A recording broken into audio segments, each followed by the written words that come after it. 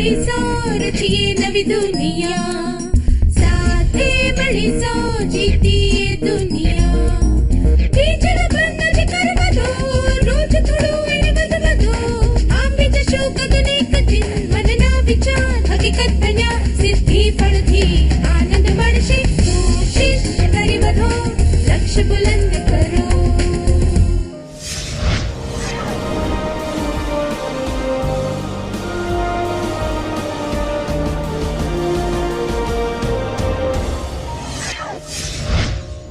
નમસ્તે વિદ્યાર્થી મિત્રો, તમને બધાને મળીને આનંદ થયો. આના પહેલાના સત્રમાં આપણે સામૂહિક ખેલ અને સામૂહિક ચર્ચાની વચ્ચેના અંતર અને તેમની સમાનતાઓ વિશે જાણ્યું હતું.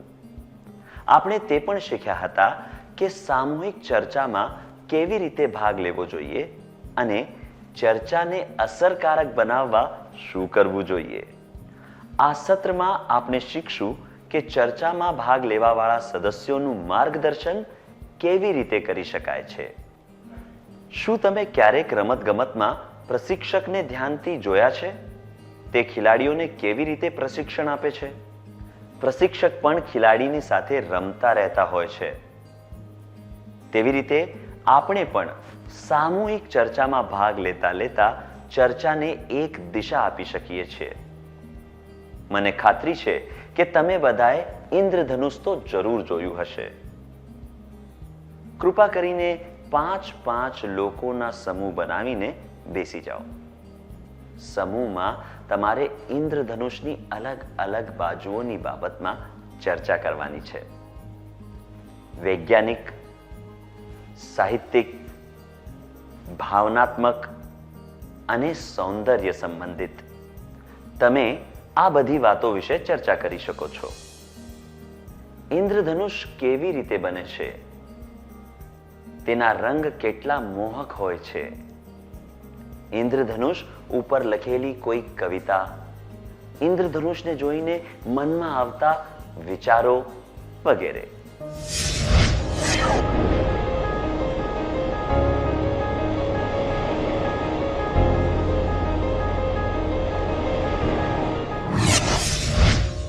આભાર. સર આઇઝેક ન્યૂટને તે સાબિત કર્યું હતું કે ઇન્દ્રધનુષ કેવી રીતે બને છે. જ્યારે સૂર્યના પ્રકાશ વાયુમંડળના રહેલા પાણીના ટીપા ઉપરથી પસાર થાય છે તો તેના રંગો વિખરાઈને ઇન્દ્રધનુષના રૂપે નજર આવે છે. જ્યારે આપણે આંખોથી સફેદ પ્રકાશને જોઈએ છીએ તો તેમાં કોઈ રંગ નથી દેખાતો, પણ જ્યારે પ્રકાશ પાણીના ટીપા કે પ્રિઝમમાંથી પસાર થાય છે ત્યારે તેના રંગ વિખેરાઈ જાય છે અને તેના રંગ 7 રંગના પટ્ટાની જેમ દેખાય છે. તેવી જ રીતે આપણા બધામાં ઘણા બધા ગુણો છે. આપણા બધા ગુણો હંમેશા દેખાતા નથી, પણ જ્યારે બીજાની સાથે કામ કરીએ છીએ તો આપણા ગુણો બહાર આવે છે. ઉદાહરણ તરીકે, જ્યારે આપણે સામૂહિક ચર્ચામાં ભાગ લેતા હોઈએ ત્યારે બધા ગુણો દેખાઈ આવે છે. પ્રોત્સાહન આપવાની કુશળતા, સમાધાન કરવાની કુશળતા, નેતૃત્વ કરવાની કુશળતા, સ્પષ્ટીકરણ અને સારાંશ કરવાની કુશળતા, પહેલ કરવાની કુશળતા, મૂલ્યાંકન કરવાની કુશળતા, બધી વાતો નોંધવાની, સારી રીતે લખવાની કુશળતા. જેવી રીતે પાણીના ટીપામાંથી પ્રકાશમાં છુપાયેલ રંગ સામે આવે છે, તેવી જ રીતે સામૂહિક ચર્ચામાં ભાગ લેવાથી આપણી કુશળતા બધાના નજરમાં આવવા લાગે છે. બીજા શબ્દોમાં કહીએ તો આ બધી કુશળતાઓનો ઉપયોગ કરવાથી સામૂહિક ચર્ચા વધુ અસરકારક બની શકે છે. શું આપણે જાણીશું કે સામૂહિક ચર્ચામાં ભાગ લેતા આપણે ચર્ચાને સાચી દિશા કેવી રીતે આપી શકીએ? આવો આપણે સુધા અને 4 મિત્રોની ચર્ચા સાંભળીએ. સુધા અને તેના મિત્રો તેમના શેરીમાં બાળ દિવસ મનાવવા માંગે છે. તેઓ ચર્ચા કરે છે કે એટલા માટે કયા કયા કામ કરવાના છે. શું આપણે જોઈશું કે તેઓ શું વાત કરે છે? શું આપણે નૃત્ય પ્રતિયોગિતા રાખીશું કે પછી કંઈક રમત? ગીત પ્રતિયોગિતા કેવી રહેશે? બાળકો માટે એક પુસ્તકાલય શરૂ કરવા માટે શું વિચાર છે? આપણે તે માટે ફાળો ઉઘરાવી શકીએ. વાહ, આ સૂચન બહુ સરસ છે. આપણે આ જ કરવું જોઈએ. શું તમે 5 લોકો આ દૃશ્યનો અભિનય કરી બતાવી શકો છો?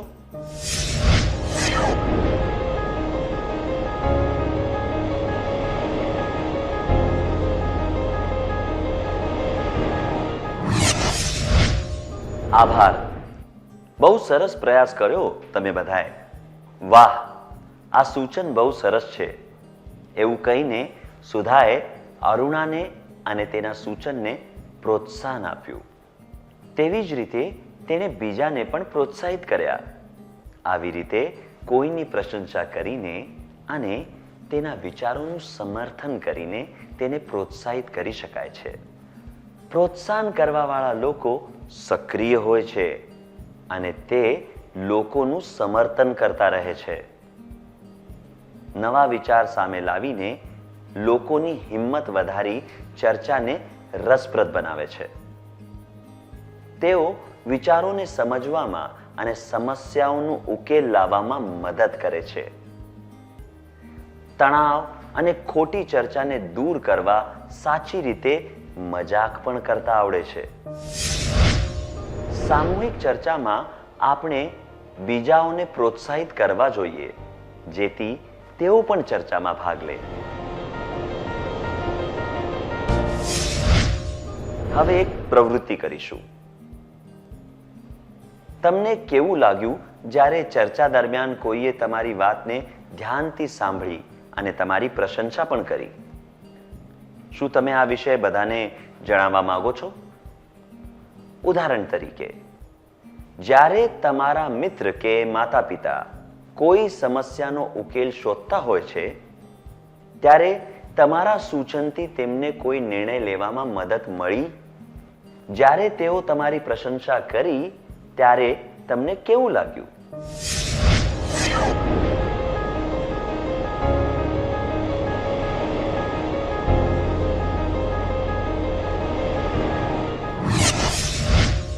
આભાર.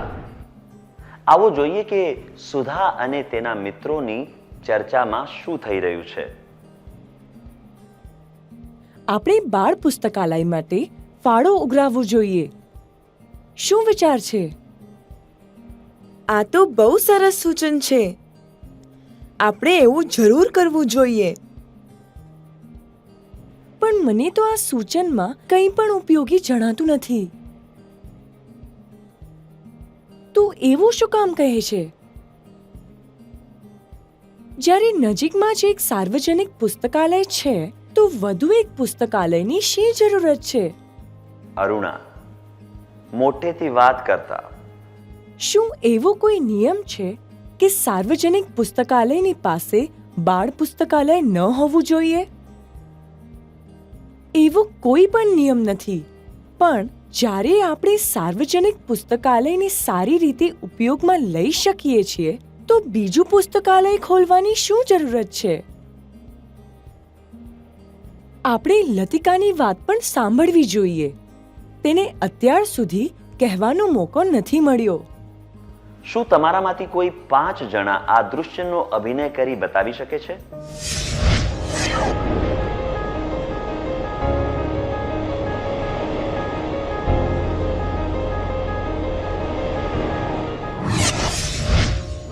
આભાર.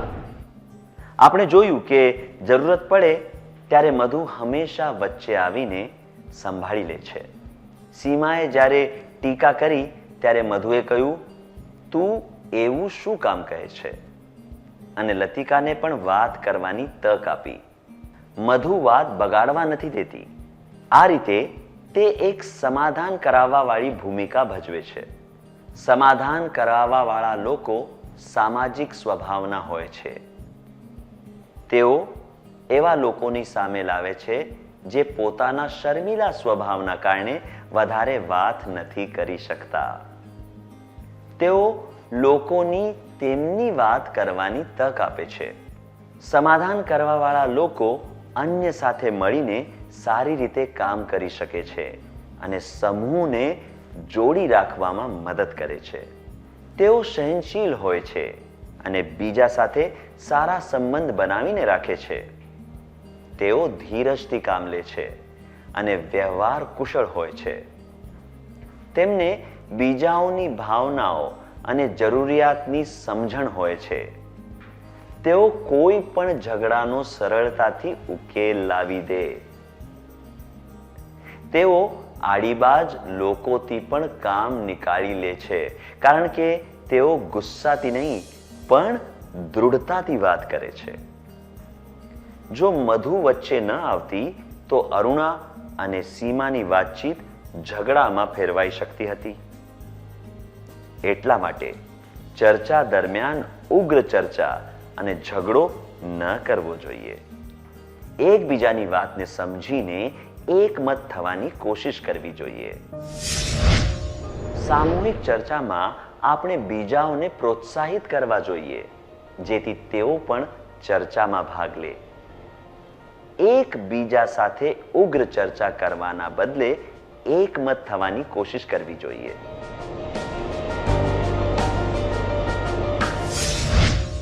હવે તમારા માટે વધુ એક પ્રવૃત્તિ છે. તમે એક શબ્દ પહેલી પૂરી કરવાની કોશિશ કરી રહ્યા છો. તમારો નાનો ભાઈ તમને ચૂપચાપ જોઈ રહ્યો છે. પહેલીમાં એક જ શબ્દ ભરવાનો બાકી છે, પણ તમને કંઈક સૂઝ નથી પડી રહી. તમે જલ્દી પહેલી પૂરી કરવા માંગો છો. તમે તમારા ભાઈને પૂછો છો, તું ક્યારનો મને જોઈ રહ્યો છે? શું તને ખબર છે આ શબ્દ કયો હોઈ શકે છે? તે કોઈ ઉકેલ કહે છે અને તમારી પહેલી પૂરી થઈ જાય છે. શું તમે ક્યારેક કોઈ શરમાળ કે શાંત વ્યક્તિને કોઈ વસ્તુમાં ભાગ લેવા માટે પ્રોત્સાહિત કર્યા છે? ભાગ લીધા પછી શું તે વ્યક્તિ કોઈ પ્રશંસનીય કામ કરી બતાવ્યું છે? શું તમે એવા અનુભવ વિશે બધાને જણાવવા માંગો છો?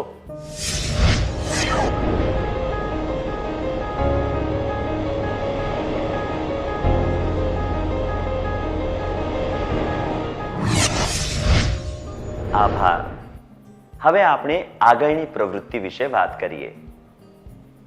એક કારનું પેડું માટીમાં ફસાઈ ગયું હતું. કપિલે જોયું કે ડ્રાઈવરને કાર આગળ લઈ જવામાં મુશ્કેલી પડી રહી હતી.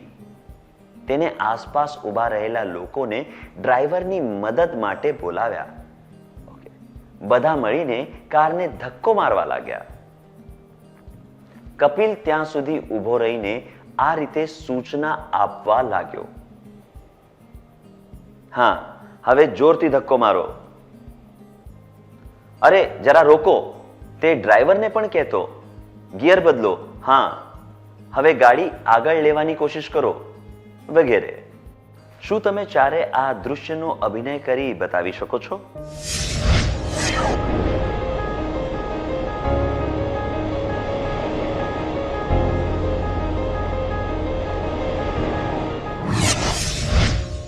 બહુ જ સરસ અભિનય કર્યો હતો.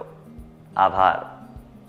આપણે જોયું કે એક મુશ્કેલ સ્થિતિમાં કપિલે બધું પોતાના હાથમાં લઈ લીધું અને સારી રીતે નેતૃત્વ કર્યું. શું આપણે જોઈશું કે નેતૃત્વ કરવાની કુશળતા સામૂહિક ચર્ચામાં કેવી રીતે કામ કરે છે? આવો જોઈએ કે જ્યારે મધુએ લતિકાને વાત કરવાની તક આપી ત્યારે શું થયું. લતિકા: બાળ દિવસમાં ફક્ત 4 દિવસ રહી ગયા છે. પુસ્તકાલય શરૂ કરવા માટે આ તો ફક્ત એક બહાનું છે. જો મન હોય તો માંડવે જવાય. આપણે ઈચ્છીએ તો કંઈ પણ કરી શકીએ. શું આપણે થોડી ધીરજથી કામ લઈ શકીએ? આપણે લતિકાને બોલવાની તક આપીશું તો તેની વાત સાંભળી શકીશું. અમને જણાવ કે તું શું કહેવા માંગે છે. બાલ પુસ્તકાલયની જરૂરિયાત તો છે, પણ ફક્ત 3 દિવસમાં આપણે પુસ્તકાલય નહીં ખોલી શકીએ. આપણે જગ્યા જોઈએ, પુસ્તકો જોઈએ. બધા પુસ્તકોને વિષય પ્રમાણે ગોઠવવાના પણ હશે. આટલું કામ 3 દિવસમાં નહીં કરી શકીએ. શું 5 લોકો અહીંયા આવીને આ દૃશ્યનો અભિનય કરી બતાવી શકે છે?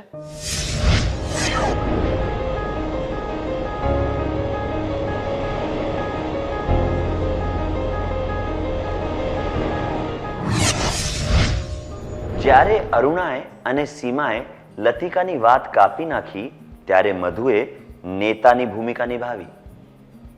તેણે સકારાત્મક રૂપે સામૂહિક ચર્ચાને નિયંત્રણમાં રાખી. તેણે ફક્ત ચર્ચાને નહીં પણ તેને ચર્ચામાં ભાગ લેવા વાળોને પણ નિયંત્રણમાં રાખ્યા. તેણે પહેલ કરીને અને અડચણ આવવા ઉપર પૂરી દ્રઢતા સાથે બધી સ્થિતિને સંભાળી. મધુએ એ પણ ધ્યાનમાં રાખ્યું કે કોઈ પણ પ્રકારની ઉગ્ર ચર્ચા અને ગૂંચવાડો ન થાય. મધુ જેવા નેતા લોકોના ગુણોને ઓળખીને તેને સાચી રીતે બહાર લાવે છે. તેઓ ગુસ્સો કે બળના ઉપયોગ કર્યા વગર તેમનું કામ કરી લે છે. જ્યારે સ્થિતિ બરાબર ન હોય ત્યારે થોડા વ્યાકુળ થઈ શકે, પણ તે બધાને સાચા પરિણામ સુધી લઈ જવા માટે સક્ષમ હોય છે.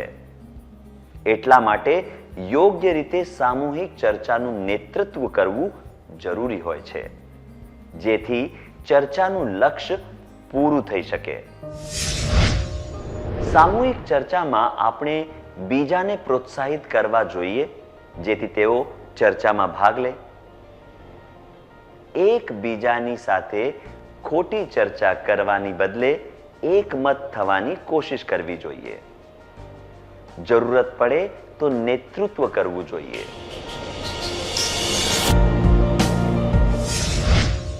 શું હવે આપણે શીખેલી વાતોનો સાર સંક્ષિપ્ત કરી લઈશું?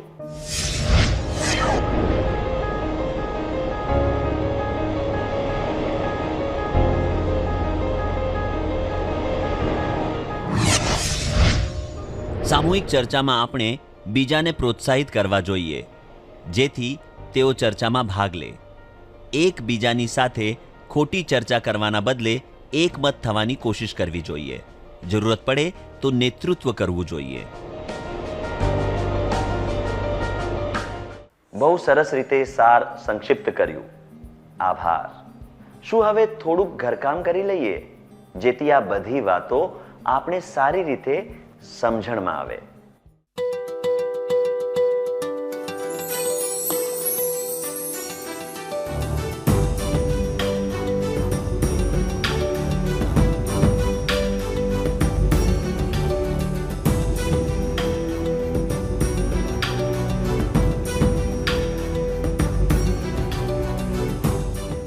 પ્રશ્ન 1.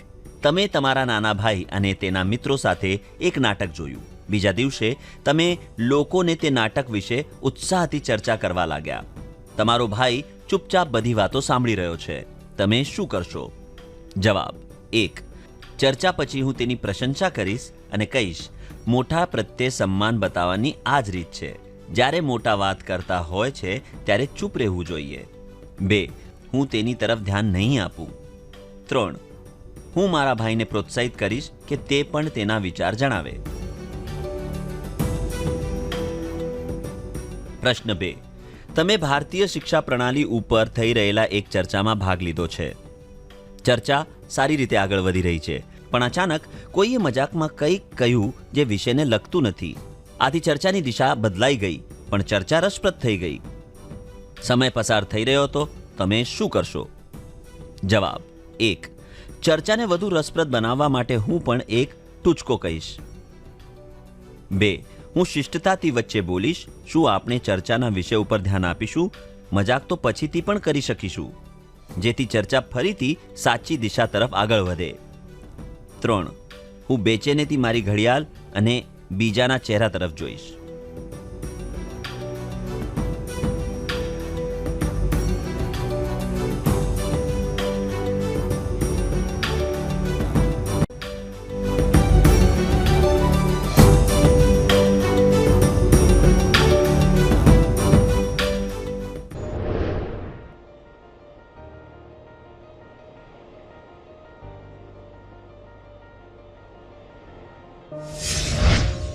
નમસ્કાર વિદ્યાર્થી મિત્રો, તમારું ફરીથી સ્વાગત છે. મને ખાતરી છે કે તમે તમારું ઘરકામ પૂરું કરી લીધું હશે. શું આપણે જવાબ જોઈ લઈએ?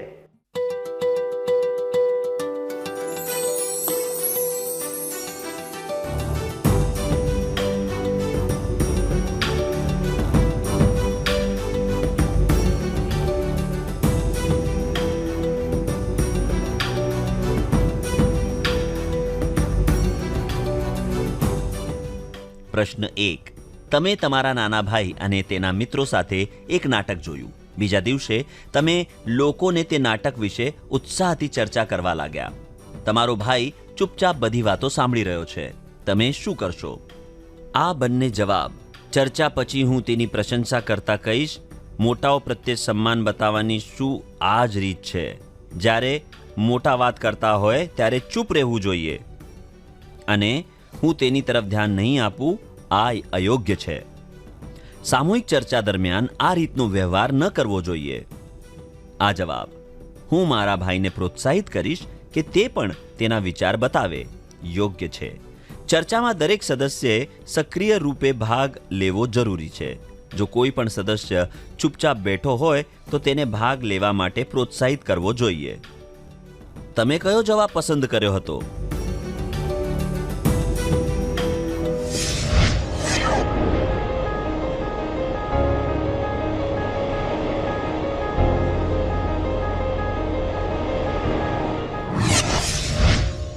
પ્રશ્ન 2. તમે ભારતીય શિક્ષા પ્રણાલી ઉપર થઈ રહેલા એક ચર્ચામાં ભાગ લીધો છે. ચર્ચા સારી રીતે આગળ વધી રહી છે, પણ અચાનક કોઈએ મજાકમાં કંઈક કહ્યું જે વિષયને લગતું નથી. આથી ચર્ચાની દિશા બદલાઈ ગઈ, પણ ચર્ચા રસપ્રદ થઈ ગઈ. સમય પસાર થઈ રહ્યો હતો. તમે શું કરશો? આ બંને જવાબ. ચર્ચાને વધુ રસપ્રદ બનાવવા માટે હું પણ એક ટૂચકો કહીશ અને હું બેચેનીથી મારી ઘડિયાળ અને બીજાના ચહેરા તરફ જોઈશ. અયોગ્ય છે, કારણ કે એવું કરવાથી ચર્ચાનો હેતુ પૂરો નથી થતો. આ જવાબ. હું શિષ્ટતાથી વચ્ચે બોલીશ. શું આપણે ચર્ચાના વિષય ઉપર ધ્યાન આપીશું? મજાક તો પછીથી પણ કરી શકશું, જેથી ચર્ચા ફરીથી સાચી દિશા તરફ આગળ વધે. યોગ્ય છે.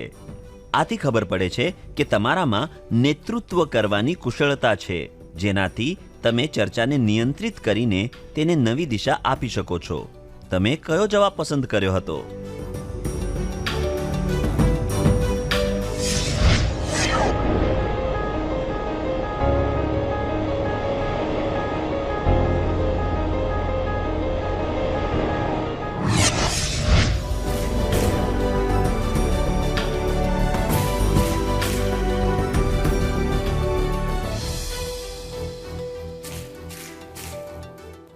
જે વિદ્યાર્થીઓના બધા જ જવાબ સાચા હતા તેમને અભિનંદન છે.